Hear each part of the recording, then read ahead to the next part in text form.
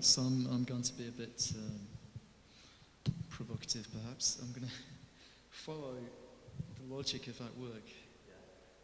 If we were to search for third culture, what kind of results would we get, do you think? I don't know, let's have a look, we just have can you have a search for third culture and tell us what the results are, please? Do we have a connection, actually? Do you have are you on Wi-Fi? Oh, okay. Well, you won't get it. Not You necessarily. won't get it then. We'll have to speculate. Well, Google just put this idea of, art and value, I think for me is very much to do with scarcity. In the same way, the art market operates as the spice market, at the beginning of, the British Empire, or, alcohol, or any type of thing that gets exchanged,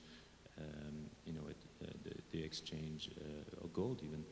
And so, but what Google did in terms of, not necessarily Google, but it's indicative, it's an example of what, this whole technology phenomenon happens. It's so easy to copy things, it's so easy to replicate things, that, this idea of scarcity to add value to art is actually a very challenging thing to maintain, Definitely. Since Google is personalizing results now, you would actually have a series of limited editions, because somebody like you or people at the symposium, they might be running those types of searches more often. Google is learning, Google is anticipating, Google is giving them such results. If somebody who's never searched for that before searches, they're going to get a different set of results and a different number of results.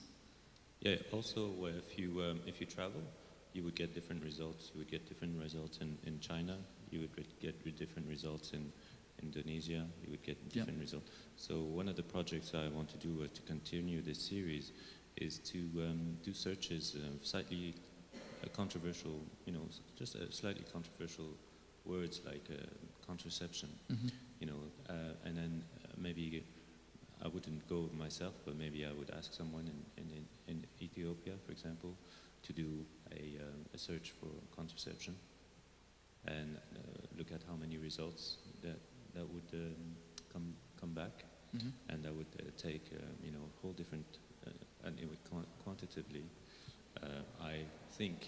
I assume, I haven't done it yet, I haven't been to Ethiopia, but I would assume that they would have quite different set of results. It's free speech, do a search for free speech in China, for example, would probably do different results than in Canada, where I'm from at the moment. Definitely, although if I understand the technology correctly, if somebody's a heavy or regular Google user, the results might even say a Canadian who's doing those searches. The results will depend on actually their previous searches, and the previous searches are probably reflecting their political beliefs. So somebody who's right-wing, say a fundamentalist Catholic, who's searching for contraception, it's likely to boost the ratings, and they're likely to see the anti-results. Yes, I would imagine. So I think maybe this is symbolic that, with the hyper-personalization and hyper-individualization, the context of the third culture is incredibly unstable. So how is that an opportunity for you, that the ground is constantly shifting? Are you believe you're able to stay constantly ahead of these trends, or is it going to become a problem as audiences become more and more micro-segregated? And I think that's the real ambivalent aspect of the third culture, which isn't discussed much. Yeah, I'm an artist. I'm not, a psychiatrist or a social worker or anything like that. So I really take it from a personal point of view, and I, obviously would like it if that would resonate with other people.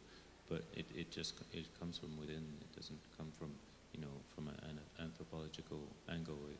And to answer the question another way, I would say that I would. This is a preoccupation. This is something that I'm kind of obsessed slightly about, and that's why I'm doing it. And if I come to something else, then I may change. But I'm still juggling. I'm still doing many things, and to focus on that one is actually contrary to what I do, if you understand.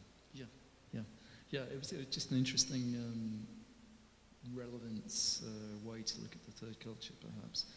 Gabby, do you find any parallels or any similarities with what you're doing? Or do you have any questions for Oli concerning his practice?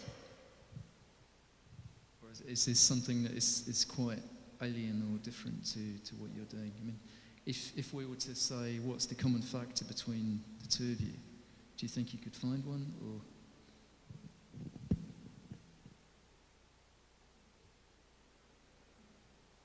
Feel free to say no. I think the fact that we do both, we move ourselves between different various fields. That's not only art.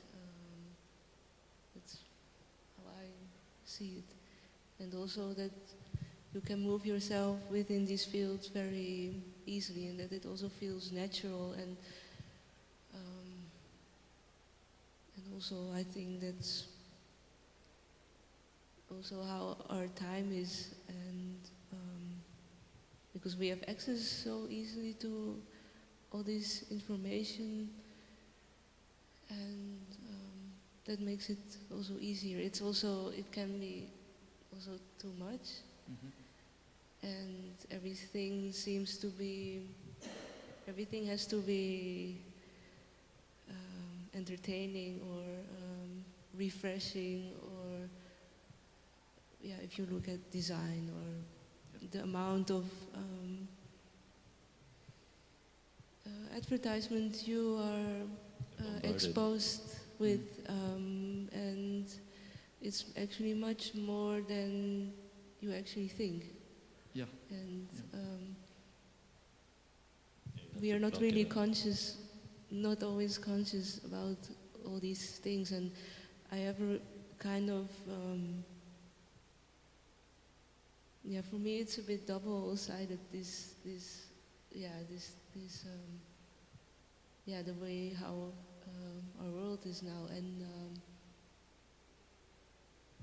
so would you say the way that you're both moving across in between practices, is that, should we see it as a kind of artistic nomadism, which is somehow necessary because of the context of the third culture and the conditions that we're operating in? Well, just to have my take on that question that you just asked, I think it's there's a common denominator between us, but there's a common denominator between all of us, and that's the computer. And the computer is getting smaller, but it's still there.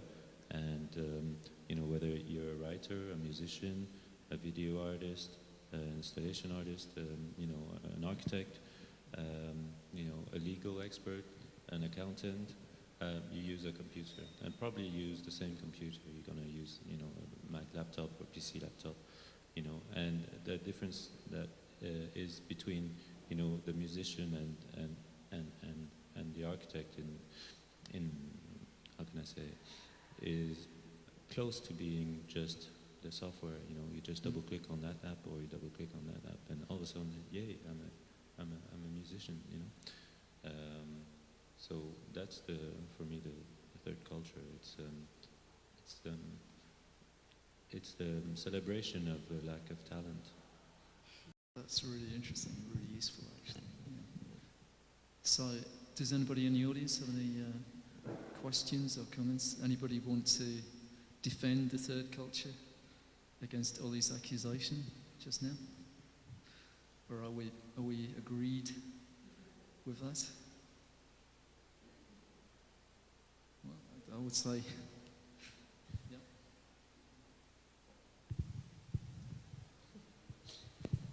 Oh.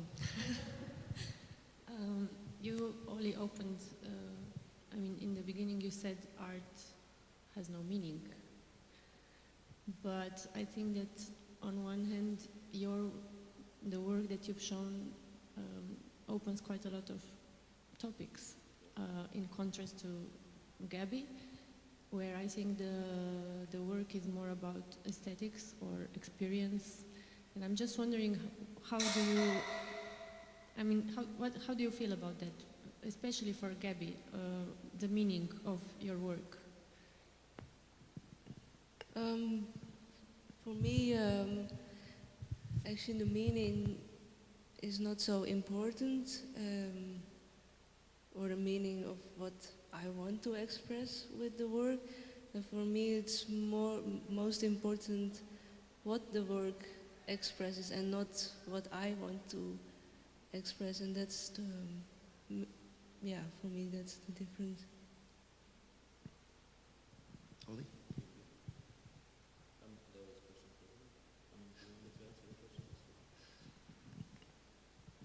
Okay, so the question to me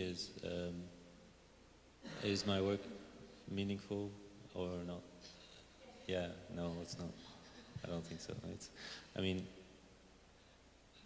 It's the best way I can answer the question is to say I have very little attachment to my work, and that's the way I can say it has no meaning. It has no effective meaning. It has no emotional. I'm not emotionally involved with my work. I have this urge to do this, and I have this urge to do that, and I don't know. It's really funny because I just tell you a story. Recently, I came back to Canada. I was in London for a long time, and I went to see a friend of mine who had a lot of my work in storage, and I looked at the work and I didn't really like it anymore, so I threw a lot of it away. But I didn't have much. It wasn't very important for me to keep all the stuff because I already had a digital backup of the actual, stuff that was either printed or done. I had, kind of even some paintings I didn't really have. I kept some. But a lot I threw away just because they were, slightly damaged or moldy or whatever, or I didn't like them anymore. But the fact that I had a digital backup actually allowed me to care less about the actual incarnated work. All right, so any other questions or comments on this? If not, we'll say, yep.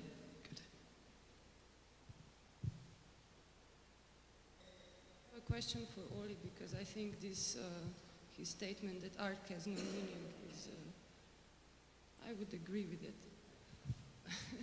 I would just like to ask him, do you think that art never had any meaning, like the past, the history, or is this art without meaning something new, something now for the postmodern or even maybe now the digital era and so on?